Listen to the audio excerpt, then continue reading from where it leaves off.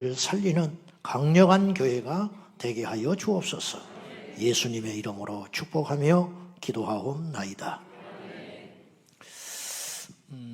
부족한 사람을 이렇게 환대해 주셔서 감사합니다. 어느덧 마지막 시간이 됐는데 제가 이렇게 교회를 오래 비운 지가 처음이어가지고 이제 21일을 비우는 것인데 한 2년 비운 것 같아요. 빨리 가고 싶습니다. 빨리 가고 싶고, 제가 20년 동안 목회를 하면서 휴가도 없이 뭐 잘났다는 게 아니고 이게 잘 안 돼요. 이게 쉬는 게. 그래서 달려와서 우리 교인들이 너무 걱정을 하고, 제가 코로나 때 죽었다 살아났거든요. 그래가지고 그런 일도 겪고, 또 우리 장로님들이 너무 염려들이 많아서, 그러면 내년에 한 3개월만 쉬겠다. 그래서 1, 2, 3개월 일정을 좀 비우는 중에 있는데, 내가 이번에 와서 느낀 것이 안 되겠다. 쉬어서는 안 되겠다. 또 그렇게 생각을 하고, 또 훗날 각오를 하고 안 쉬는 걸로 생각하고 지금 돌아가야 할 것 같습니다. 참 너무 감사하고, 제가 뭐 전 세계를 다 다니진 않지만 여러 교회를 좀 다녀보면 이렇게 살아있는 교회가 있고 잠자는 교회가 있습니다. 저는 은혜의 강 교회가 부흥이 되고, 또 하나님께서 이 시대에 뉴욕 주에서 강력하게 쓰실 교회로 의심하지는 않습니다.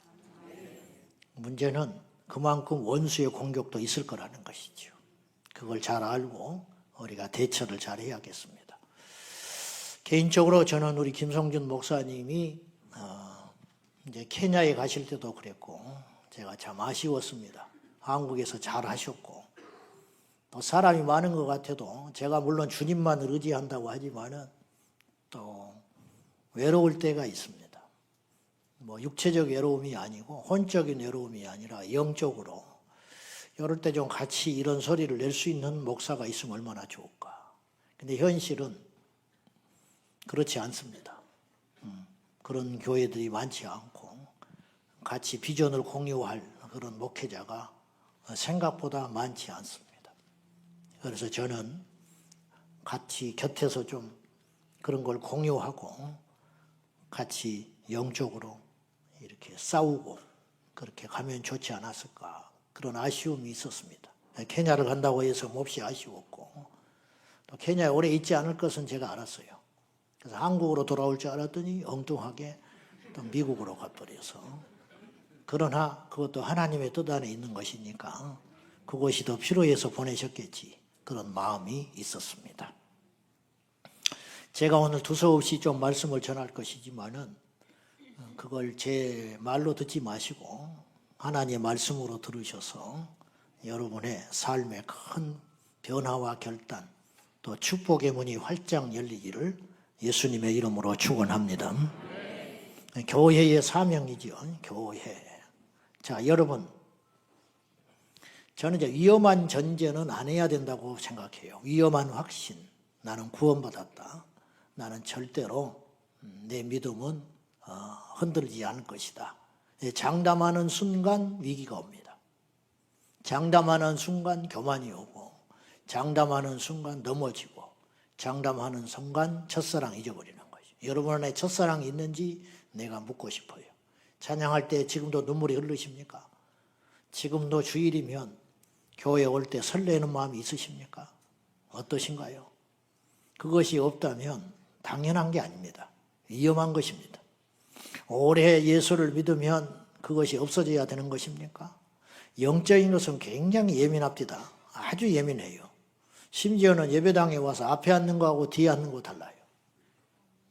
앞자리에 앉아서 예배 드리는 것하고 뒤에서 예배 드리는 것이 영적인 느낌이 다르다니까요. 영적이 예민한 거거든요. 네. 그만큼 중요한 거예요. 자, 위험한 전제라는 말은 이제 교회가 이렇죠. 구원받았다고 전제하고 예수를 믿고 구원받았으니 어떻게 살까? 이거에 대한 초점을 맞추는 메시지들이 많다고 봅니다. 교회 안에 정체되고 거의 믿는 사람들이 이제 많고 새로운 세상에 있는 식구들이 들어오질 않으니까 그렇게 하는데 저는 그것이 굉장히 위험하다고 봐요.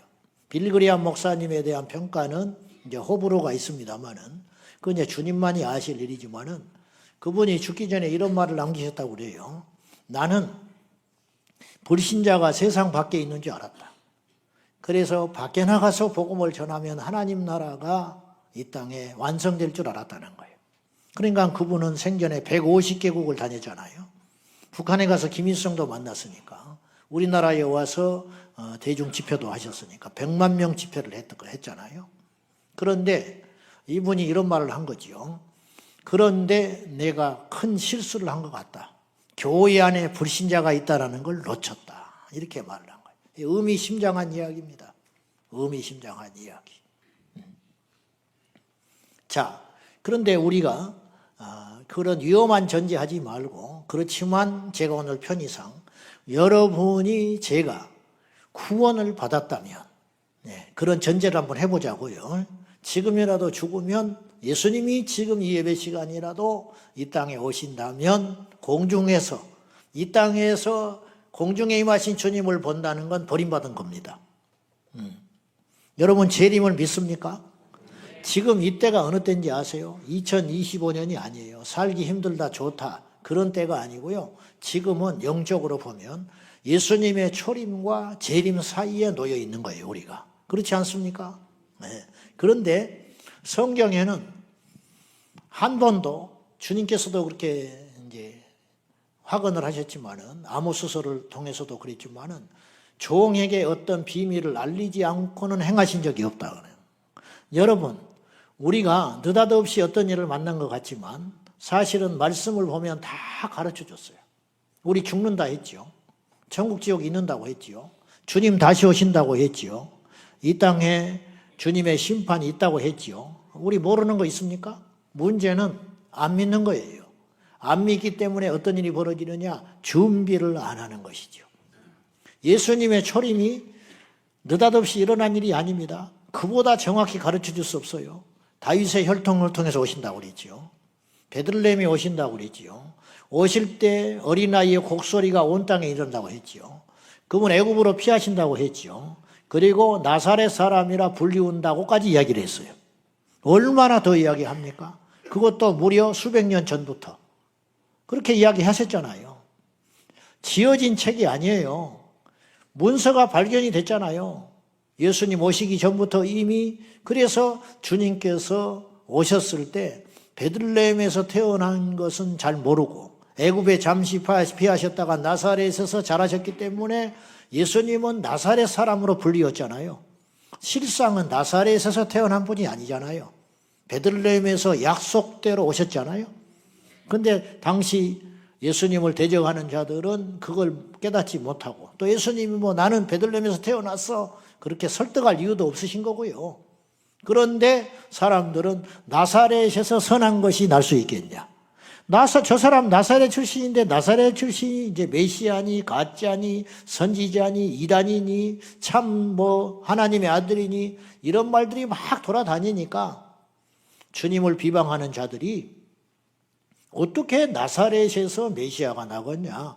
저 사람이 능력을 행하고 뭐 죽은 자를 살리고 그런다 할지라도 아니라고 본다. 왜? 정통성이 없다. 말씀에 의하면 우리가 기다리는 메시아는 베들레헴에서 나야 되는 거야. 정확히 알고 있었어요. 그러나 요한복음 3장에 말씀하신 것처럼 자기 땅에 오매 자기 백성이 영접지 않았잖아요. 왜? 빛보다 어둠을 더 사랑했기 때문에. 앞에 계신 예수님은 약속대로 오셨어요. 동정녀 탄생을 하셨고 다윗의 혈통을 통해서 오셨고 그런데 정작 사람들이 인정하지 않는 거죠. 몰랐습니까? 아니죠. 알았지요. 알았는데 영접 안 했잖아요. 알았는데 믿지 않았잖아요. 재림도 마찬가지라는 거예요. 주님이 오신다는 거 모르는 사람 있습니까? 단지 우리가 모르는 게 하나 있어요. 그날과 그 시만 몰라요. 그것도 우리를 위해서 감춰놓으신 거예요. 우리를 위해서. 그런데 어떻게 오시는지 알잖아요. 천사장의 나팔소리와 함께 구름을 타시고 어느 날 공중에서 먼저 우리보다 잠자는 자들을 부활시켜서 오신다고 했지 않습니까? 요새는 뭐 그런 그림도 보기 힘들었습니다만은 저는 그 그림이 성경적이라고 보거든요. 뭐냐? 예수님이 이렇게 가운데 계시고 뒤에 구름 사이에 수많은 허다한 무리들이 살아나가지고 공중에서 임하는 그런 그림 보신 적 있죠? 로마 병정도 있고 뭐 여인네도 있고 뭐 높은 자 낮은 자 그런 사람 믿는 자들이 주 안에서 자는 자들이 쭉 예수님 뒤에 서가지고 공중에서 임하시잖아요. 그게 성경적인 그림인 것입니다. 우리 주님이 그렇게 오시거든요. 근데 오신다 하는데 우리가 준비가 안 하는 거예요. 믿지 않기 때문이죠. 제가 어느 날 영상을 하나 봤는데 미국에서 제작한 영상인데 어느 목사님이 이제 미국 목사님 영상이에요. 그거는 만들어진 이제 영화인 것이죠. 이제 평상복을 입으시고 미국 이제 그렇게 미국이니까 그런지 모르지만 이렇게 왔다 갔다 하시면서 성경책을 들고 이렇게 강론을 하시더라고요. 설교를 그렇게 하다가 주님이 오셨어요. 그 예배 시간에 그 성경책이 뚝 떨어져 버리는 거예요. 그리고 없어져 버렸어요.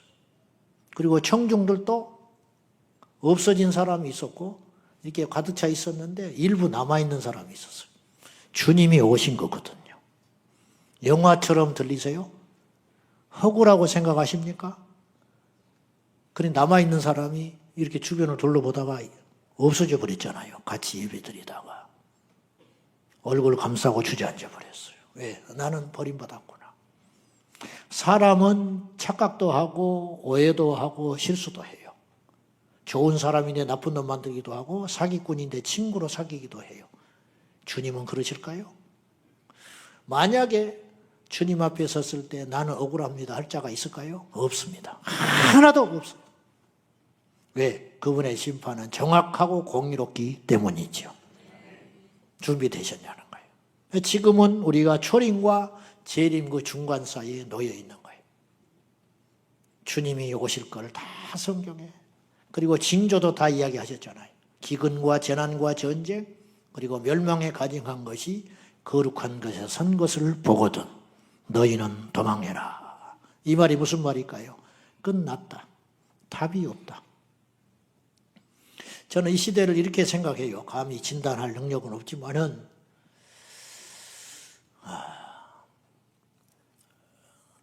이대로 하나님께서 심판하러 오실지 아니면 한 번 더 마지막 추수 때를 위해서 기회를 주실지 그건 모르겠어요. 그러나 분명한 건 때가 가까이 왔다. 때는 가까이 왔다. 자, 여러분이 만약에 구원을 받으셨다면 저와 여러분이 구원을 받았다면 어제도 제가 말씀드렸지만 몇 날 몇 시냐 그건 고민할 필요가 없어요. 그건 몰라도 돼요. 안다면 좋지만 근데 구원을 받았다면 반드시 우리가 어느 인생 시점에서 예수님 만난 거예요. 그렇잖아요. 어떤 사람은 그걸 기억할 수도 있고 그냥 강력하게 요란스럽게 주님을 만나면 그럴 수 있죠. 그러나 잠잠하게 어느 날 쑥 믿게 됐으면 모를 수 있죠. 그런데 분명한 건 예수님을 만났기 때문에 구원받게 됐다는 말이죠. 그럼 구원을 받은 그 방법은 뭐냐 이거예요. 어떤 식으로 내가 주님을 만나냐는 거예요. 무엇을 하다가 주님 만나냐 이 말이에요. 예배입니다. 기도원에 가서 예배를 드리든 나 홀로 예배를 드리든 99% 물론 어떤 사람은 뭐 설거지 하다가 방언받는 사람도 있었다고 하니까 그런 특이한 경우 빼놓고는 거의 대부분 큰 교회든 작은 교회든 싸우는 교회든 깨어있는 교회든 죽은 교회든 살아있는 교회든지 간에 하나님께서 살릴 자는 어떤 예배 시점을 통해서 주님이 만나주신 거예요. 그래서 구원받은 거예요. 자, 구원을 받았다는 건 예수 만난 것이다. 예수님 만나는 건 예배를 통해서 만났다. 그 예배는 그러면 어디서 진행이 됐냐는 거예요. 교회. 그러면 마귀는 무엇을 공격하겠냐는 거예요. 교회를 공격하지요. 교회만 깨버리면 끝난 거예요.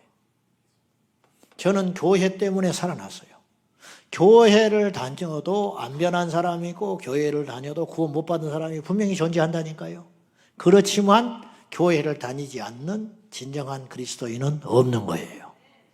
어떻게 예수님 만났고 주님을 사랑하는데 예배를 안 드릴 수가 있어요? 예배를 무슨 수로 나홀로 드립니까? 교회를 가야 예배를 드리지. 그러니까 교회는 그처럼 소중하고 마귀가 우리 이 땅을 혼란스럽게 하고 지옥으로 끌고 가려는 가장 강력하고도 쉽고 능률적인 방법이 있다면 역지사지로 한번 생각을 해봐요. 내가 마귀라면요, 저는 교회를 공격하겠어요. 교회를 무너뜨리면 끝장나는 거예요. 자, 쉽게 말해 볼게요. 저는 어릴 적에 주님 만나고 교회에 미쳤어요. 교회. 하나님은 안 보이잖아요. 근데 교회가 그렇게 사랑스러운 거예요. 주일날 떠나오면서 울었던 적이 많았어요. 교회를 떠나고 싶지 않아서. 한쪽에는 제 심장에 예수가 있고 한쪽에는 교회가 있습니다. 전 어디만 가면 교회만 보인다고 그랬죠. 내 안에 교회가 있으니까. 작은 교회가 보입니다. 성도들 서너 명, 10명. 그런 교회 보실 때 여러분 어떻게 생각하십니까? 시시해 보이십니까? 아이고, 한심해 보이십니까? 주님의 눈에도 그렇게 보일까요? 얼마나 소중한 교회인지 아십니까? 싸우고 있는 교회 있지요. 분쟁하는 교회. 답답하지요. 교회 같지도 않지요. 주님 눈에도 그럴까요? 주님이 울고 계세요. 아픈 손가락이라고 해요. 이 신학적으로 우주적 교회라는 말을 쓰는데 이 땅의 교회는 한국에만 해도 약 5만 개 이상의 교회가 있다고 하지만은 하나입니다. 주님의 교회는 하나예요. 이 지구상에 오직 더 처치, 그 교회, 주님이 세우려고 했던 그 교회는 하나인 거예요. 그래서 교단, 교파를 초월하여 뭐 크고 작은 걸 떠나서 모든 교회는 주님의 몸인 것이에요. 교회는 그냥 세워지는 게 아니에요. 교회를 여러분이 헌금해서 세웠다고 생각하시면 착각이에요. 그렇다고 세워지는 게 아니에요. 주께서 핏값을 줬기 때문에 생긴 것입니다. 그래서 주님이 십자가에 죽으신 이후에 교회가 생긴 거예요. 피의 값으로 세운 교회, 핏값으로 사신 교회라고 하시잖아요. 그러면 교회는 주님의 큰 대가를 지불하고 생긴 교회고 주님의 몸인 교회라. 그런 교회를 우리가 어찌 사랑하지 않을 수가 있겠어요. 그런데 이 땅에 이상한 현상이 일어나는데 성도들이 교회를 사랑하지 않아. 희한하지요. 교회를 사랑해야 되는데 자꾸 교회를 미워해. 교회를 미워하고 비방하고 교회를 뜯어 고치려고 그래. 자기 입맛에 따라서. 건방진 거지요. 여러분, 뭐 말씀을 이렇게 신령하게 하거나 정확하게 전하는 목사님들을 보면 말씀을 잘 쪼갠다 그런 말을 표현했어요. 옛날에. 어떤 분이 그럽디다. 건방진 소리 하지 말라고. 말씀을 쪼개? 말씀이 너를 쪼개야지. 말이 되는 소리 아니요. 우리가 말씀을 왜 쪼개고 있어요? 그런 거는 자빠져 있다고 그러는 거야. 말씀을 쪼개고 자빠져 있는 거야. 말씀이 나를 쪼개야 되는 거예요. 말씀이 나를 때려야지. 그래야 내가 살게 되고 회복되게 되고 하나님의 사람이 되는 것이지 자꾸 말씀을 난도질하는 거예요. 여러분, 교회를 왜 시끄럽게 합니까? 교회 개혁이라는 이름으로 교회를 자꾸만 어지럽히고 비난하고 옳고 그름의 잣대를 갖다 대고. 여러분, 옳고 그름보다 더 중요한 가치가 있어요. 그게 뭔지 아세요? 생명이에요. 부모가 자식을 사랑함에 있어서 옳고 그름한 것만 사랑합니까? 옳고 그름을 뛰어넘는 일들이 이 땅에는 많은 거예요. 주님이 옳고 그름으로 우리를 대했다면 우리는 다 지금 멸망길로 간 거예요.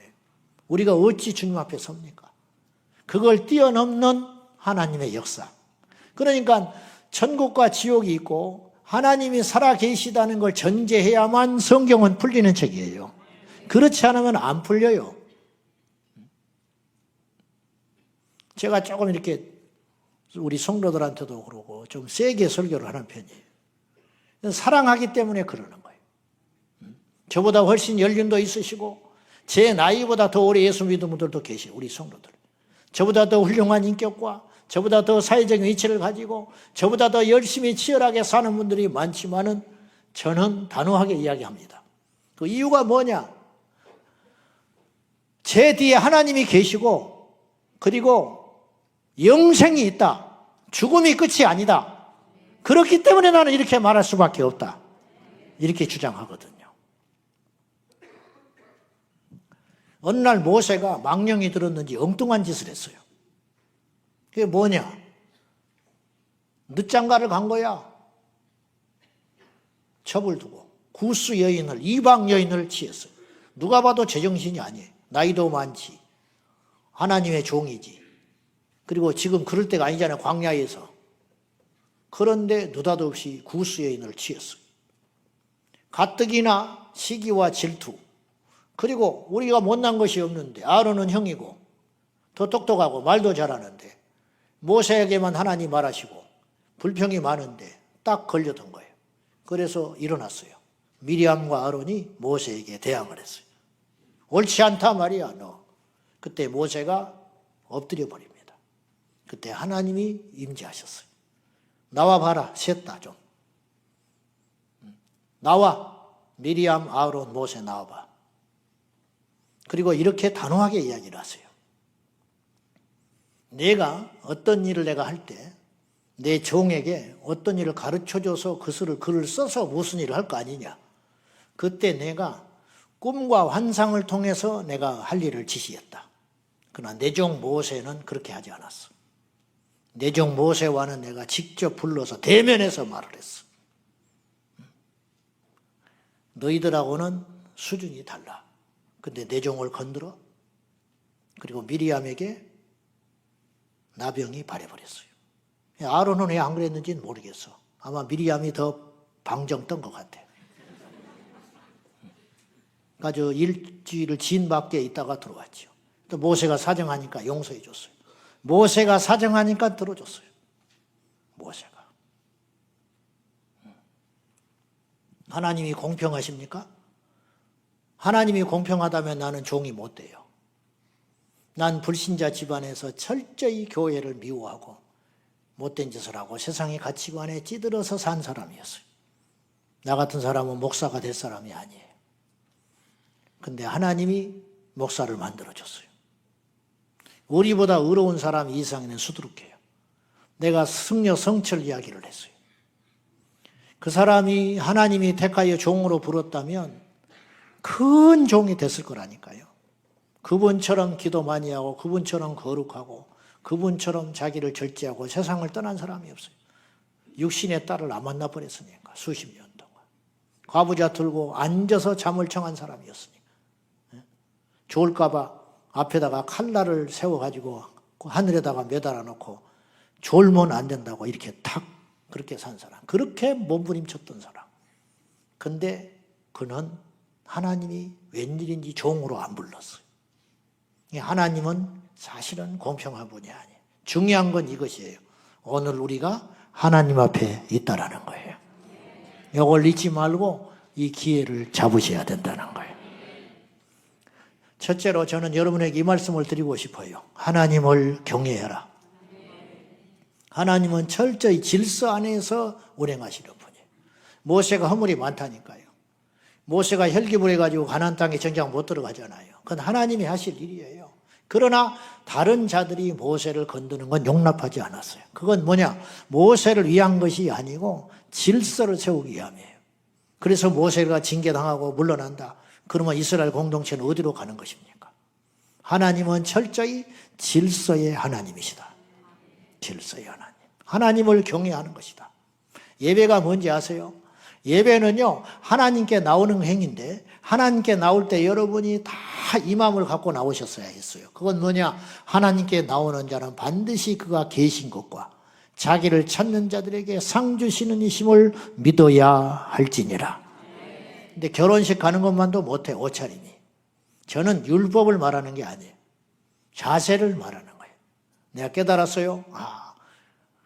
하나님은 자세와 태도를 보고 복을 주시고 쓰신다. 제가 보니까 평생을 하나님께 바치고 헌신하고 수고했는데 복을 못 받는 사람이 있더라고. 그 이유가 뭘까? 자세가 틀려먹었어. 자세가. 제가 이렇게 설교할 수 있어요. 호주머니 손 넣고 이렇게 하면서 짝다리하고 이렇게 할 수 있어요. 들어옵니까? 설교가?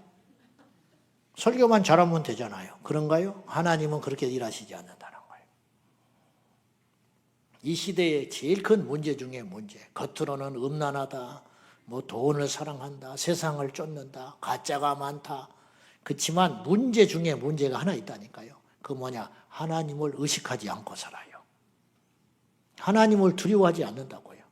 그래서 유기성 목사님이 예수 동행운동, 뭐 예수 동행 일기 쓰자고 막 그렇게 호소하고 다니잖아요. 주님을 자꾸 잊어먹어버리니까 이것에서 모든 문제가 시작된다는 거예요. 저도 절대적으로 공감해요. 하나님께 나왔는데 하나님께 나왔다는 생각 자체를 안 하고 사는 거예요. 그 예배 시간에 듣지요. 슬리퍼 지지 끌고 나오죠. 짝다리 발 개고 앉아가지고 핸드폰하고 앉아있는 거죠. 예배 시간에. 예배를 워십이라고 그러잖아요.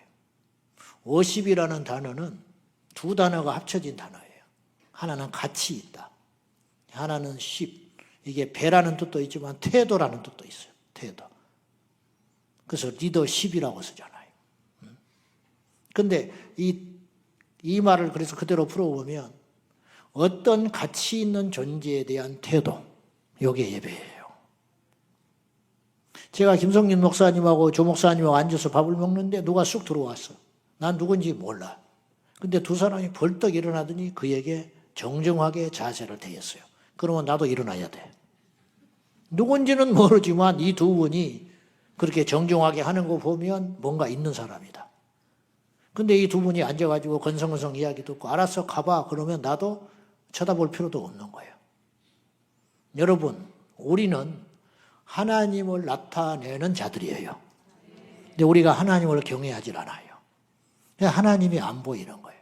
하나님이 안 계신 게 아니고요. 하나님은 계시는데 우리가 하나님을 드러내질 않아요. 초대교회 성도들은 하나님도 그때도 여전히 안 보이셨어요. 그러나 그들은 하나님을 나타냈어요. 그래서 그들 안에 두려움이 생긴 거예요. 핍박하는 자들이 두려움이 생겼어요.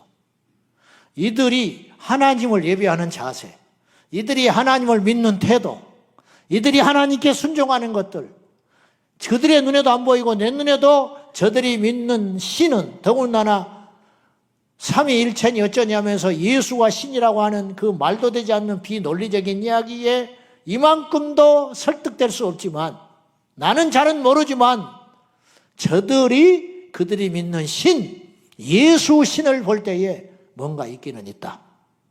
그래서 로마가 300년 만에 무릎 꿇은 거예요. 90년대 초에 이제 온누리 교회에서 그 찬양과 경배 운동이 엄청나게 일어났지 않습니까? 그 시대에 했던 분들은 알아요. 근데 90년대 초반에 한양대학교에서 선교한국이라는 행사가 있었어요. 그때만 해도 대학 캠퍼스에서 기독교 단체에 빌려주는 좋은 때였어요. 가지고 전 세계에서 모여든 수천 명이 그 운동장에서 예배를 드리고 하나님을 찬양하고 아마 그런 때가 있었어요. 그때 비디오 영상이 제가 그때 본 적이 있었어요. 비디오 테이프 시대니까. 그 이제 선교한국 영상 예배를 드리는 걸 틀어서 내가 본 중에 평생 잊지 못할 장면 하나 봤어요. 노상 운동장에서 이렇게 찬양하고 막 예배드리고 하는데 반주자가 있었어요. 피아노 반주자.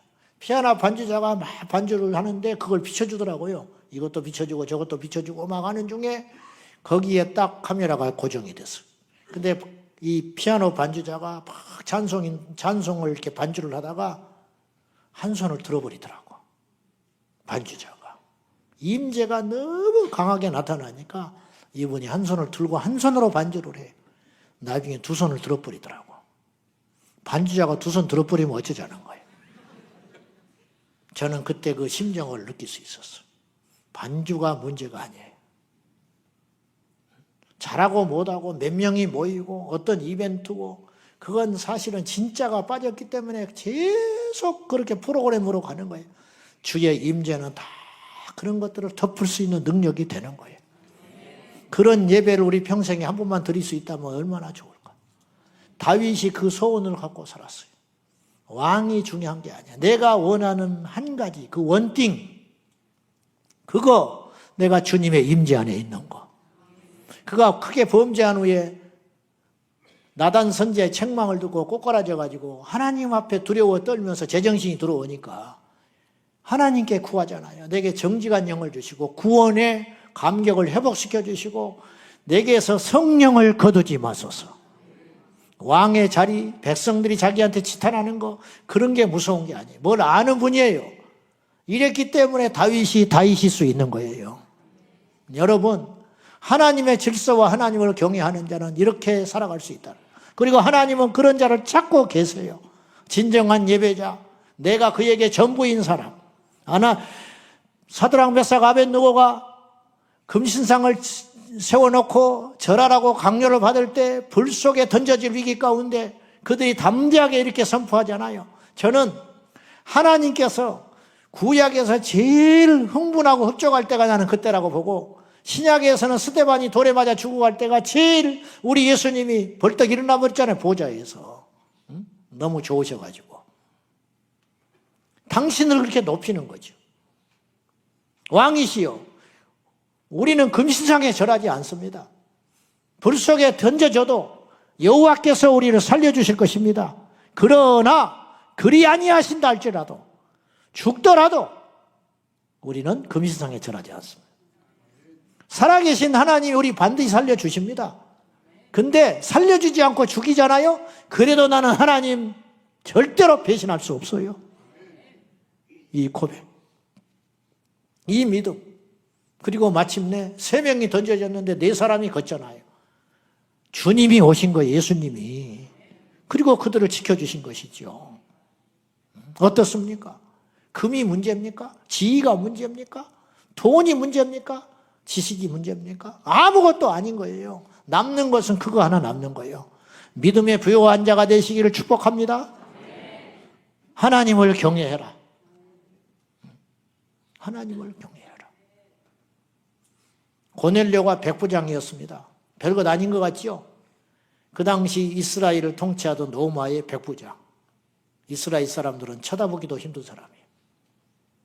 그 백부장이 고넬료가 어떻게 하나님을 믿어지는지는 모르지만 하나님을 경외하고 하나님께 항상 기도하는 사람이었어요. 기도하다가 주님의 음성을 듣잖아요. 환상 중에. 내 종을 청하여라.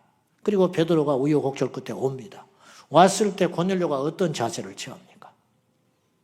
엎드려 경배하니 베드로가 이렇게 해요. 일어나라. 나도 사람이다. 이건 뭐냐? 하나님으로 대접했다는 뜻이에요. 근데 겉으로 보세요. 베드로가 뭐가 있어요? 어부 출신에다가 형색은 초라 있을 것이고 뭐가 있어요? 근데 베드로를 그렇게 대우했어요. 저는 목사한테 잘해라 그 소리 하는 게 아니에요. 그런 유치한 사람은 아니에요. 목사한테 잘해야 복 받는다 그런 소리를 하는 게 아니에요. 근데 그때 베드로가 그러한 영적 환경과 분위기가 되니까 자기의 전부를 쏟아내요. 거칠 것이 없죠. 준비가 됐잖아요. 옥토바트로. 오셨으니 잘하였습니다. 자기만 아니고 고륙 친척들과 지인들을 다 불러놓고 은혜 받기 위해서 딱 모여 있잖아요. 기가 막힌 일 아닙니까? 그러니 성령의 역사하지 않을 수가 있어요. 준비가 다 됐죠. 그때 말씀을 전할 때 공중의 하늘에서 성령이 그들 가운데 임한 거죠. 엄청난 선물을 받은 거예요. 예수님이 고향 땅 나사렛에서 배척을 당하셨습니다. 마가복음 6장에 보시면 예수님이 나사렛 당신의 고향 땅에 가셨는데 사람들이 예수님을 인정하지 않아요. 뭐라고 그러느냐? 저희 목수 요셉의 아들 아니냐? 점잖게 성경은 표현했지만은 저 뭐야 저거 아무개 집 아들이잖아 저거. 근데 어떻게 저렇게 돼서 왔대? 뭐 요새 뭐 좀 유명해졌다면서? 요새 뭐 어디 뭐 갈릴리 가서 뭐 하고 뭐 병 고치고 어쩌고 뭐 하고 다닌다면서? 근데 어떻게 우리 동네에 왔네? 그런 정도로 예수님을 맞이한 거예요. 그때 예수님이 어떻게 하셨냐? 예수님의 사랑이 없어서가 아니라 받아지지를 않아. 그래서 주님이 어떻게 하셨냐? 병든 자 몇 사람에게만 고치시고 그곳을 떠나가십니다. 복덩이를 찬 거예요. 예수님께서 거라사 지방에 갔을 때 귀신 들린, 군대에 귀신 들려 있는 자를 고치셔서 돼지떼 2,000마리가 죽잖아요.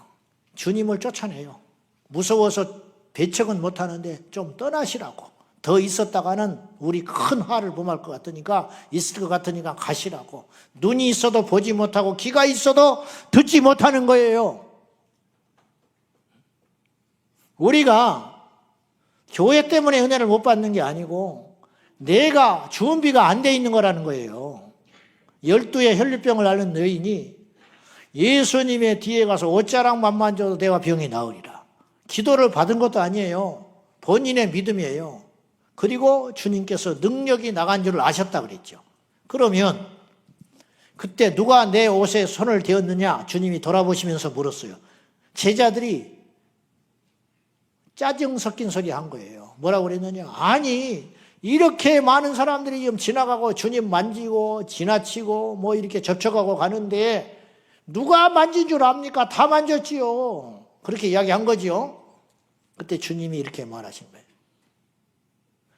수많은 사람이 만지고 갔지만 특별한 손이 하나 있었다니까요. 믿음의 손은 그 하나밖에 없었던 거예요. 그 손을 통해서만 능력이 나간 거예요.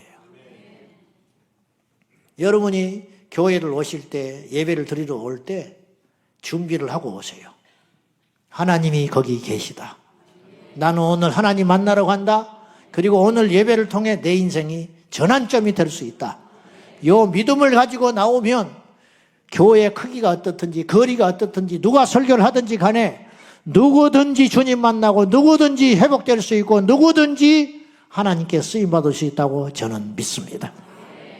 지금 돌아가시지만 안산제일교회 고은 목사님이 그런 간증을 하셨어요. 자기 교회 성도님 중에 어머니가 시골에 계시다가 이제 서울로 병을 치료하러 오신 거예요. 시골의 병원들이 흔치 않으니까. 올라와서 이제 한 달여 정도 머물면서 그 주에 수술을 받기로 날 잡아 놓은 거예요. 근데 교회가 거기가 제법 크거든요. 근데 사람들이 이렇게 나가는데 본인이 나갈 때 이런 믿음이 있었다는 거예요. 내가 오늘 나갈 때 목사님 바쁘시고 자기는 이게 교인도 아니니까 언감생심, 나는 기도를 받을 수는 없다. 염치가 없으니까. 그래서 그러나 내가 나갈 때 저 목사님 손 잡고 하나님께서 그 손을 통해서 나를 치료할 걸로 믿는다. 그 믿음이 생기더라는 거예요. 예배 시간에. 그래가지고 나가는데 이분이 자기 손을 놓고 한참 잡고 안 놓더라는 거예요. 뒤에 사람들이 쭉 서 있는데 나가려고 할 때. 그리고는 중얼중얼 하시더라는 거예요. 여러분, 목사님은 기도를 해준 게 아니에요. 이분이 혼자 기도를 받은 거예요. 그 순간에. 그리고 그 주에 그 병이 나버렸어요. 수술할 필요도 없었어요. 하나님이 여기 계세요. 여러분, 교회를 대한 생각을 바꾸세요. 교회는 여러분이 바꿀 수 있는 게 아니에요. 교회를 통해서 여러분이 바뀌어져야 되는 거예요. 하나님의 원리는 그와 같다 이 말이에요. 교회가 해야 할 일이 많지요. 사명이 많은데 마지막 때 구원의 방제 역할을 해서 수많은 영혼을 살리는 것, 그것이 1번이지만은 여러분들이 해야 할 일이 또 있다고 저는 봐요. 그건 뭐냐? 종들을 세우시는 거예요.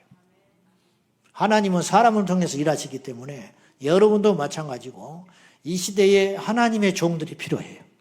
하나님의 마음에 합한 강력한 종들이 이 땅에 일어나야 한다고요. 이제 설교를 위해서 하는 소리니까 이해하고 들으십시오. 제 말을 드리는 거를. 저희가 시골교회 작은 교회였습니다. 장로님도 한 분 없으셨습니다. 목사님도 부임을 하지 않으셔서 신학생 젊은 전도사님들이 오셔서 목회를 하셨습니다. 안수받고 나면 떠나시고 했습니다. 그래서 저는 예배 때 축도를 받지 못했습니다. 항상 주기도문으로 예배가 끝나서 예배가 그런 줄 알았어요.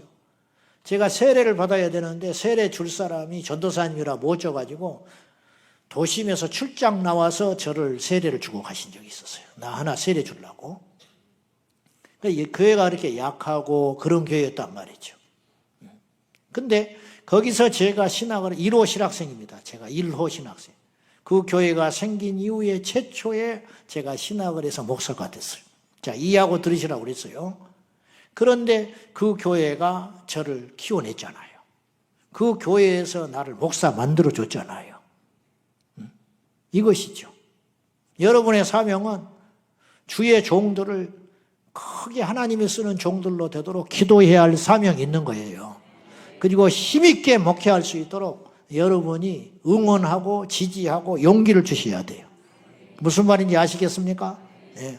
그래서 하나님의 말씀이 막히지 않도록 고넬료처럼 항상 강단에 설 때 여러분들이 마음을 열고 심령을 활짝 열고 옥토밭이 되어 묵은 땅을 기경하여 기도하고 준비하여서 오늘 무슨 말씀을 하시든지 내가 듣겠습니다.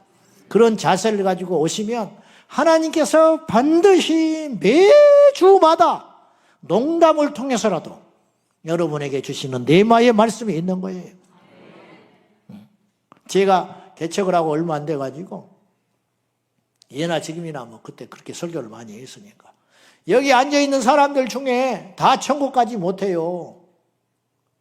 여러분한테 하는 말이 아니라 그때 그랬다 이 말이에요. 내가 여기 앉아있는 사람들이 다 천국 가는 것도 이상한 일이요. 지금도 마찬가지. 여러분이 다 천국 간다? 그것도 엉터리야. 거짓말이야. 여러분을 무시하는 게 아니고 그래요 안 그래요? 그 거짓말이에요. 여기 앉아서 어떻게 다 천국 가? 누군지를 몰라서 그렇지. 지옥 갈 사람이 있다니까요? 내가 우리 교인들한테 고백했어요. 우리 교회 성도들 이제 예배 이렇게 내가 주일에 3번 드리고 뭐 금요철이라고 하지만은 한 번도 예배당에 앉아있는 사람들 이제 숫자가 많아질수록 더 그러지는 거죠. 더 위험해지는 거죠. 한 번도 나는 100% 천국에 갈 사람을 앉혀놓고 예배 드려본 적이 없는 것 같다. 20년 동안. 없죠. 앞으로도 어려워요. 계속 들락락 하니까 초신자도 있고 믿어보려고 온 사람도 있고 강제로 와서 앉아있는 사람도 있고 사기꾼도 와 있고 심지어는 신천지도 와서 앉아있을 거 아니에요. 그러니까 불가능하다는 거지요. 그게 솔직한 고백이지요. 내가 이제 그 이야기를 한 거예요. 이 중에 앉아있는 사람 중에 지옥 갈 사람이 있다 분명히. 누군지는 모르지만 내가 그렇게 지금 예배를 드리고 있다. 근데 우리 친구가 미국에서 목회하던 친구가 있었어요. 나이는 나보다 2살 어린데 이 친구가 괜히 우리 교회 홈페이지에 와가지고 유튜브를 안 할 때니까 내 설교를 들었는데 그것이 딱 꽂혔다는 거예요. 자기가. 그 은혜를 받았대. 그래서 자기 교회에 몇 명 안 되는데 와가지고 여기 다 천국 못 갑니다. 여기 앉아있는 사람 중에 지옥 갈 사람이 있습니다. 그랬다가 쫓겨날 뻔했다는 거예요. 미국 장로교 소속이거든요. 가지고 이제 거기는 뭐 1년에 꼭 휴가를 가야 된대요. 그 교단 법에 의해서. 가지고 한국을 자주 나와. 나를 오면 나한테 찾아와. 가지고 형 큰일 날 뻔했어요. 뭔데? 나 교회에서 쫓겨날 뻔했어요. 왜? 그거 이야기했다가 그래서 내가 야 사람을 봐가면서 해야지. 저는 성도들을 잘 만난 거예요. 우리 목사님도 여러분을 잘 만나신 것 같아요. 목사님을 이 설교자들이 강단에 설 때 마음껏 쏟아부을 수 있도록 환경을 만들어주면 여러분들이 유익한 거예요. 힘있게 목회를 하고 말씀을 아무리 저도 사람이기 때문에 이렇게 꺼리는 사람이 있잖아요. 그러면 말씀이 막혀요. 그렇게 하지 말고 듣겠습니다. 성령께서 오늘 저 종을 통하여 마음껏 말씀하시도록 책망도 좋고 위로도 좋고 새로운 걸 주셔도 좋고 그전에 알고 있었는데 잊어버리는 새로운 말씀을 주셔도 좋으니 듣겠습니다. 그리고 그 말씀을 하나님의 말씀으로 듣겠습니다. 그렇게 할 때 강단이 강해지고 힘이 있고 그래서 누가 유익하냐? 여러분들이 더 유익해진다 이 말이에요. 설교자는 나팔에 불과하니까 마이크에 불과한 거예요. 무슨 힘이 있고 뭐가 있어요. 그러나 마음껏 소신껏 하나님의 말씀을 선지자처럼 천둥처럼 외칠 때에 그 말씀을 듣고 살아날 수 있도록 종들을 위해서 기도하고 하나님께 나아가는 저와 여러분 되기를 축복합니다. 어느 날 예배를 끝났는데 지금 권사님 되셨는데 당시 집사님이 저를 찾아오고 있어요. 목사님, 눈물이 그렁그렁 해가지고 왜요? 오늘 예배를 드리는데 하나님이 저에게 이렇게 말을 하셨다는 거예요. 뭐예요? 너는 이제부터 여종아, 예, 너는 이제부터 저 강단에 서 있는 저 종을 위해서만 기도해라 그랬다는 거예요. 그날 이후로 다른 기도를 안 해요. 그날 이후로 나만을 위해서 기도 안 해요. 내가 너무 약하니까, 현찮으니까 하나님께서 그런 방법을 쓰셨어요. 저희 집안이 안 믿는 집안입니다. 지금도 우리 형제들을 안 믿는 사람들이 많이 있어요. 부끄럽지만 안 됩니다. 우리 어머니 제가 18년 기도해서 예수 믿었습니다. 우리 아버지는 22년 만에 예수 믿고 부끄럽게 구원받아 천국 갔습니다. 근데 우리 어머니가 제가 18년을 기도하는 중에 내가 예수의 교회에 미쳤는지 그냥 뒀겠습니까? 밥을 안 먹어버리고 협박을 하고 그래도 그때 이제 상황이 그럴 수밖에 없었어요. 장사를 하고 계셨으니까. 어쨌든 우여곡절 끝에 그랬는데 우리 이제 모친을 위해서 내가 18년 기도했을 정도로 집안이 영적으로 척박한 거죠.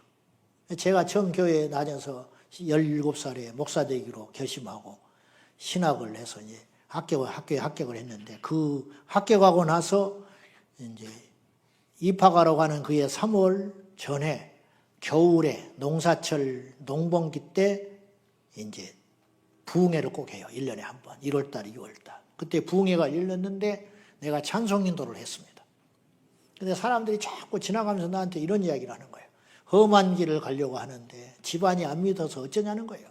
기도가 누가 지원을 해줘야 되는데 뒷받침을 해줘야 되는데 어떡하냐는 거예요. 뭐 험한 일인지 어쩐지 알아. 내가 그냥 마냥 좋아서 그 길을 간다고 한 건데. 근데 그 말을 자꾸 반복해서 들으니까 걱정이 되는 거예요. 진짜 그렇구나. 누가 나를 위해서 기도를 해줘야 돼. 우리 어머니는 지금 교회도 안 나오는 분인데 언제 키워서 잡아먹나. 남은 남일 뿐인데. 그런데 그 집회 때 내가 부흥회 때 기도를 한 거예요. 하나님 어떻게 하면 좋지요? 근데 하나님이 정확히 응답을 해줬어요. 그 해에 그 부흥회에 누가 오셨냐면 그 사모님 전도사 시절 때 처녀 전도사 시절 때 완도에서 섬에서 목회를 할 때 그때 교회에 처음 찾아 나와가지고 첫날 새벽 기도를 와서 불 받아버리고 뒤집어져 버린 분이 계셨어요. 그분이 우리 교회 이제 그 목사님 네 분이 부임한 지 얼마 안 돼가지고 부흥회 한다고 하니까 기도를 해주러 오신 거예요. 그때 하나님이 그분을 나를 만나게 해주셨고 나를 기도의 어머니로 삼아주셨어요. 그때부터 지금까지 죽기 살기로 저를 위해서 기도를 해요. 그분은 남편이 주님께 갔어요. 근데 저한테 연락도 하지 않았어요. 내 시간 뺏는다고. 3남 1녀를 뒀는데 막내 아들이 사고로 죽었어요. 근데 연락하지 않았어요. 느낌이 이상해. 몇 년이 지나서 내가 만났는데 제가 1년에 한두 번 전화할까 말까 합니다. 근데 항상 똑같아요. 하나님이 만나게 해주니까 그럽디다. 근데 이분이 아들을 묻고 돌아왔는데 남편 오래전에 돌아가셨고 아들이 사고로 죽어서 장례 치르고 왔는데 이분이 3일을 무릎을 꿇고 기도를 했어요. 그리고 나서 확신이 생겼어요. 네 아들은 내가 구원했다. 위로를 삼고 그날 이후로 딱 정리했어요. 그리고 죽기 살기로 초지일관. 보통 사람이 누려야 할 행복, 기쁨 없어요.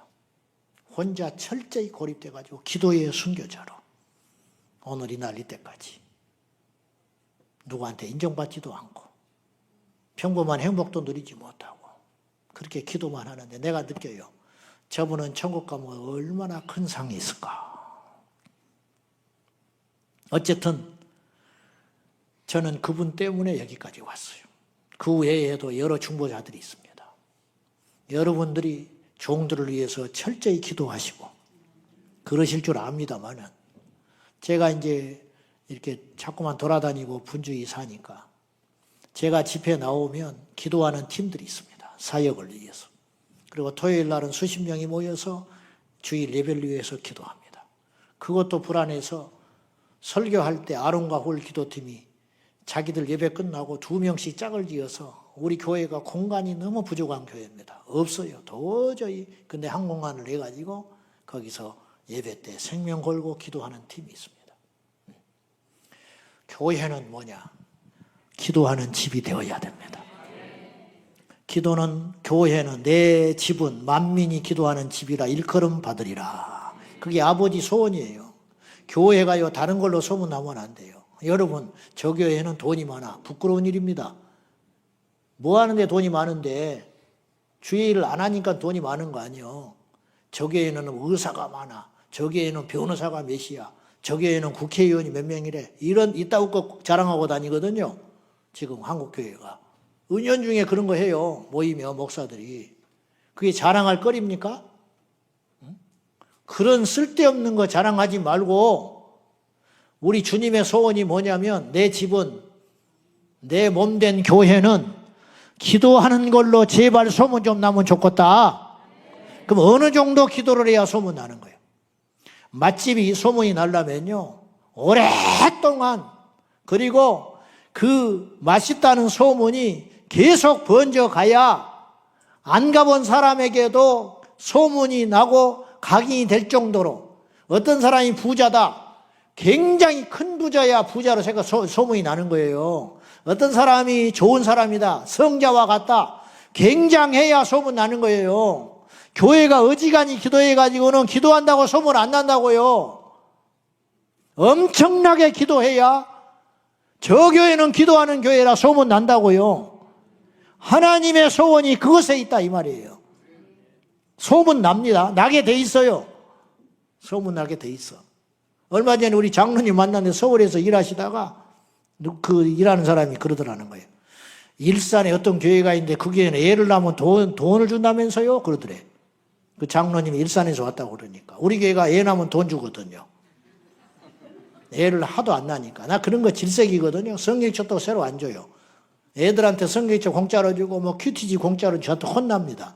절대 돈이 아까워서가 아니라 그것은 신앙교육상 옳지 않아요.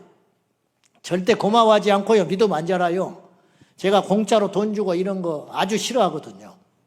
그런데 하도 애를 안 낳으니까 우리나라가 0.68%까지 출산율이 떨어졌어요. 뭐 그런 이야기 하려면 끝도 없어요. 우리나라 망합니다. 이대로 가면. 한 세대가 지나면요. 출산율이 합계 출산율이 0.7%라는 게 얼마나 무시무시한 소리인지 아십니까? 얼마나? 100명이 40명 돼요. 40명이 16명 됩니다. 일론 머스크가 한국의 미래를 걱정했잖아요. 나라 망한다고. 애를 안 낳아서. 그래서 내가 답답해서 나라도 못한 일을 교회라도 좀 해보자 그래가지고 출산장려위원회를 내가 만들어가지고 애를 낳으면 돈 주자. 그래서 첫째 아이 낳으면 100만 원, 둘째 아이 낳으면 500만 원, 셋째 낳으면 1000만 원, 넷째 낳으면 2000만 원. 지금 그렇게 돈 주고 있어요. 우리 아파트 사는 집 나이 밑에 넷째 걸 가졌어. 2000만 원 줘야 돼. 우리 교회에서 7째 난이가 있어. 7째. 우리 교회 와서 2명 낳았어요. 20대에 일찍 결혼해가지고 7째 낳았거든요. 얼마나 우리가 축복해 줬는지 몰라요. 내가 시장한테 이야기해가지고 시장이 그 집에 찾아갔어. 고양시에서 최초. 우리나라가 출산율이 얼마나 심각하냐면 충청도 어디에는 애를 낳아가지고 이 면사무소 가서 애를 낳았다고 출생신고해야 할 거 아니에요. 근데 직원이 할 줄을 몰라. 출생신고 절차를 할 줄을 몰라. 왜? 해본 적이 없어. 맨날 사망신고만 접수해가지고 가지고 윗상사한테 물어봐가지고 출생신고를 땀을 삐질삐질 흘리면서 등록을 해주더라는 거예요. 이대로 가면 나라 망해요. 자, 폐일원하고 그래서 이제 이걸 올해 1월부터 시작했거든요. 근데 서울에 있는 이가 알아. 소문 났나 봐. 교회가 돈 준다고. 그래서 내가 다니는 교회가 그 교회라고 그랬더니 깜짝 놀라더라는 거예요. 기도를 하면 소문 나요. 소문 내자고 기도를 하는 게 아니라 만고의 법칙이 있습니다. 여러분 뭔지 아세요? 쓸모없으면 버려져요. 교회가 마귀의 공격을 받아서도 약해지지만요, 하나님께서 주어진 사명을 감당하지 않으면 없어지는 거예요. 그래서 촛대를 옮겨버리는 거예요. 하나님이 뭐가 아쉽고 얼마나 지혜와 명철이 뛰어나신 모략의 신이신데, 하나님이 어떤 분인데 그 에너지를 낭비를 하시겠어요? 그래서 할 일 못하면 이걸 딱 걷어가지고 옮겨버리는 거예요. 그래서 촛대를 받을 만한 곳으로 옮기시는 거예요. 기도를 안 하잖아요? 그게 없어져요. 기도하잖아요? 무조건 살아남게 돼 있어요. 왜냐? 하나님이 교회를 세울 때 기도하라고 세웠기 때문에. 은혜 강교회 지금까지도 그러셨지만 강력히 기도하는, 기도에 불이 임하는 교회가 되기를 축복합니다. 저희 교회를 조금 나눌게요. 우리 교회는 철야를 절반씩 나와요. 주일날. 개척해서부터 그랬어요. 내가 철야를 절대로 포기하지 않았어요. 금요 철야를 내가 천하 없는 곳에서 불러도 안 갑니다. 아무리 큰 집회를 한다고 해도 나는 우리 교회 철야를 안 비워요. 외국에 나오지 않는 한은. 그래서 성도들한테 철야를 강조하고.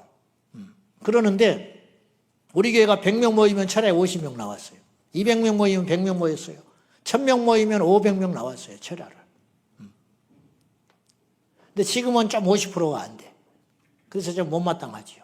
주일 예배 숫자가 조금은 빠질 수가 있잖아요. 절기에 따라서. 봄, 여름, 휴가철. 조금 떨어져도 내가 그런가 보다 해. 근데 철야에 빠졌다. 그러면 제가 그냥 있지 않아요. 내가 오니까 벌써 한 200명 빠졌더만, 철야 때. 그래서 내가 빨리 가려고 그러는 거예요. 나만 손해야, 빠지면. 죽기 살기로 기도해야 돼요. 저는 개척하고 교회를 무조건 오픈을 했어요. 코로나 오기 전에 24시간 오픈했는데 지금은 12시에 어쩔 수 없이 문을 닫고 새벽 4시에 문을 엽니다마는 본당을 항상 가면 누군가 엎드려 기도하고 있어요. 24시간. 누구든지 있어요. 본당의 공사를 제가 하는 걸 굉장히 힘들어해요. 근데 이 교회라는 게 공사를 할 때가 있거든. 정부도 바꿔야지, 뭐 이렇게 밖에 인테리어도 좀 할 때가 있고 그렇잖아요. 그러면 제가 당부를 해요. 이틀 할 거 1일에 끝내라. 돈을 더 줄 테니까. 본당을 절대로 성도들이 와서 기도하러 왔다 그냥 돌아가면 안 되니까. 그걸 제가 극도로 싫어합니다. 어쩔 수 없이 공사를 할 것 같으면 미리 광고를 하고 다른 곳에 소예배실에 기도할 수 있도록 음악을 틀어놓고 해놓고 철저히 준비해놓고 기도하러 왔다가 그냥 가는 사람이 절대로 있지 않도록 그렇게 몸부림을 칩니다. 별것 없어요. 기도하면 돼요. 여러분 인생에 기가 막힌 문제들이 있으시죠? 목사님께 신방 왔을 때 다 말하지 못한 문제들이 산더미같이 있을 거예요. 그걸 누구만 아십니까? 하나님만 아십니다. 여러분 뭘 할 수 있어요 지금? 여러분의 자녀들의 영혼을 누가 건져내겠습니까? 여러분의 마음을 누가 바꿀 수 있습니까? 여러분에게 막혀있는 인생의 그 고난의 문제를 누가 해결할 수 있습니까? 주님만이 해결할 수 있습니다. 너는 내게 부르짖으라. 내가 네게 응답하겠고 네가 알지 못하는 크고 놀라운 비밀을 보이리라. 기도하는 사람이 승리합니다. 기도하는 사람이 마지막에 들림받을 수 있습니다. 기도하는 사람만이 순교할 수 있습니다. 기도하는 자만이 하나님께 쓰임을 받습니다. 여러분 아무것도 할 수 있는 게 없지요. 사람에게 말해봤자 소문만 나요. 하나님께 말하면 믿음이 되고 사람에게 말하면 불평이 되는 것이에요. 하나님께만 고백하고 말하는 저와 여러분 되기를 축원합니다. 그래서 기도하는 것입니다. 그러므로 기도하는 것입니다. 그래도 기도하는 것입니다. 우리 모두 어차피 우리 인생은 정해져 있는데 하나님 앞에 가는 그날까지 한 가지만 하라면 무엇을 해야 되느냐? 기도하며 살리라. 기도하다가 가는 것입니다. 할렐루야. 은혜의 강교회가 기도의 집이 되기를 축원합니다. 프로그램이 아니에요. 기도는 본질이에요. 여러분 기도를 배워서 하는 게 아닙니다. 기도는 배우는 게 절대 아니에요. 기도는 하는 거예요. 못 배워서 기도 못하는 사람 없어요. 모르시면 아버지만 불러도 돼요. 주님만 불러도 돼요. 주기도문만 외우고 가도 됩니다. 아버지, 아버지, 너무 기가 막히면 말이 안 나오잖아요. 주님만 불러도 주님은 다 아세요. 왜 아픈지, 무엇 때문에 부르짖고 있는지. 애가 울잖아요. 엄마는 안다고요. 기저귀가 젖었는지, 배가 고픈지, 아픈지 똑같은 울음소리지만 어미는 그 울음소리에 반응을 하듯이 우리가 아버지 하나님만 부르짖어도 주님은 다 아시고 우리에게 응답해 주시고 함께 하실 줄로 믿습니다. 기도는 능력입니다. 기도는 복이에요. 기도가 짐이 아닙니다. 하나님이 우리에게 주신 최고의 축복, 구하라. 지금까지 구하지 않았으나 이제는 예수의 이름으로 구하라. 내 이름으로 구하라. 그리하면 내가 응답하리라 했으니, 우리가 구하면 하나님께서 응답해 주신다 했으니, 나라와 민족을 위해서 구하고 가족의 복음을 위해서 기도하고 이 땅에 악해져가는 이 시대를 향하여 대한민국을 보고 얼마나 근심과 걱정이 많으십니까? 생각보다 위험한 세상이 되어가고 있어요. 그러나 저는 하나님만이 그런 모든 것을 대역전시킬 수 있는 유일한 분이라고 믿고 있습니다. 마지막 간단하게, 교회는 음부의 권세와 싸우는 것이 되어야 됩니다. 지옥의 권세, 사망의 권세, 마귀의 권세. 여러분, 은혜의 강교회가 여기 있는 게 아무것도 아닌 것 같죠? 제가 시골교회에서 똑똑히 봤어요. 우리 시골에는 사고가 끊이지 않는 지역이에요. 물에 빠져 죽고 철도길 있죠, 도로 있죠, 강 있죠. 수영선수들이 서울서 전지훈련 왔다가 죽는 곳이 그곳이에요. 사고가 끊이질 않아요. 우리 친구 조카는 학교 갔다 오다가 동시에 2명이 길에서 차에 치여서 죽었어요. 우리 친구 아버지는 철도가 위에 올라가 있거든요. 침수되지 않기 위해서. 그리고 마을이 철도 넘어서 가야 되는 마을도 있어요. 옛날에 아시겠지만 경운기 있잖아요. 이렇게 막 돌려가지고 엔진 시동 걸어가지고, 그 경운기가 옛날엔 큰 산림 미천 아닙니까? 그걸 타고 이렇게 낡은 경운기를 타고 올라가다가 그 건널목, 철도 건널목 그 언덕진 데서 딱 걸쳐버렸어. 그래가지고 시동이 안 걸려. 철로가에 걸쳐가지고. 그래가지고 아무리 이걸 돌려도 시동이 안 걸리는 거예요. 한 번만 더 돌리자, 한 번만 더 돌리자. 그러는 사이에 열차가 와 있었어요. 열차가 경적 걸리면서 올라오는데 이분이 한 번만 더 돌리자다가 치여서 현장에서 시체도 못 찾고 찢어져서 죽어버렸어요. 그러니까 그런 사고들이 끝도 없는 것이, 무당은 왜 이렇게 많고, 정신병 걸린 어떤 형은 밥 먹다가 불쾌한 소리 한다고 그래가지고 도끼로 자기 엄마 아버지를 때려 죽여버리고 산으로 도망을 가버렸어요. 그래가지고 그때 내가 왜 그걸 떨어뜨리 기억하냐면, 경찰이 출동을 했는데 잡지를 못해. 옛날에 경찰들이 총이 없었어요. 한국에 곤봉 차고 다녔어. 그러다가 YS 정권 때 흉악범이 많아지니까 경찰들한테 총을 지급하기 시작했다고.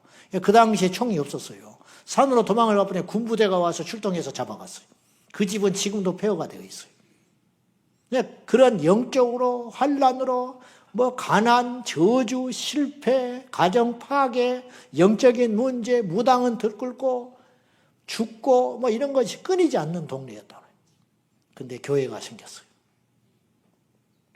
그리고 강력한 종이 한 사람 왔어요. 기도하고 영적으로 선포하기 시작했어요. 눈에 띄게 달라져 버렸어요. 사고 없어졌고요. 무당들이 견디지를 못하고 다른 동네로 도망가 버렸고요. 저는 눈앞에서 봤어요. 교회가 이렇게 엄청난 위력이 있구나. 예수님이 70명의 제자를 둘씩 짝지어서 보냈을 때 그들이 돌아온 다음에 주님이 이렇게 말했어요. 사탄이 공중에서 내려 쫓겼다는 거예요. 제자들이 가서 예수 이름으로 선포하고 복음을 전하니까 마귀가 견디질 못하고 도망가는 거예요. 이것이 교회입니다. 여러분, 힘을 내시고 확신을 가지시고, 은혜의 강교회가 우리 교회만 여기만 가득 채우는 것으로 만족하지 말고 뉴욕에 영향력을 있는 선한 영향력, 큰 교회 자랑할 것 없어요. 바보 천친하는 거예요. 그런 거는 몇 명 모였다 어쨌다 이벤트 프로그램, 나는 너무 답답해요. 그런 쇼를 하지 말고 묵묵히 십자가를 향하여 기도하며 말씀대로 행진하다 보면은 뒤를 돌아보니 엄청나게 부흥을 하시고 엄청나게 복을 받고, 그리고 어쩌다 복 받는 거예요. 할렐루야. 여러분, 주님의 사명 잘 감당하여 어쩌다 복 받기 바랍니다. 다윗이 어쩌다 왕이 돼버린 거예요. 아브라함이 어쩌다가 부자 돼서 뒤를 돌아보니까, 요셉이 어쩌다가 총리 되는 거예요. 그래요, 안 그래요? 나의 행위가 하나님을 기쁘게 하면 그 원수라도 화목하게 되느니라. 안 되는 일이 없는 거예요. 기도하고 성령 충만받고 거듭나 날마다 이 구원의 역사가 일어나서 음부의 권세를 강력히 이기는 어둠의 세력들과 싸우고 조국 대한민국이 힘있게 다시 한번 이 땅의 마지막 복음의 전초기지가 되어서 하나님의 큰 역사가 일어나기를 위하여 이곳에서도 기도해 주시고, 이 뉴욕에 방황하는 영혼들, 그리고 영적으로 무너져가는 한인 2세들 반드시 살려내서 그들이 예수 믿고 구원받고 성령 충만받고 영적 전사가 되어서 마지막 때 거룩한 전쟁의 용사가 되기를 위해서 힘있게 여러분들 하나 되어서 달려가는 우리 은혜강 교회가 되기를 예수님의 이름으로 축원합니다. 할렐루야!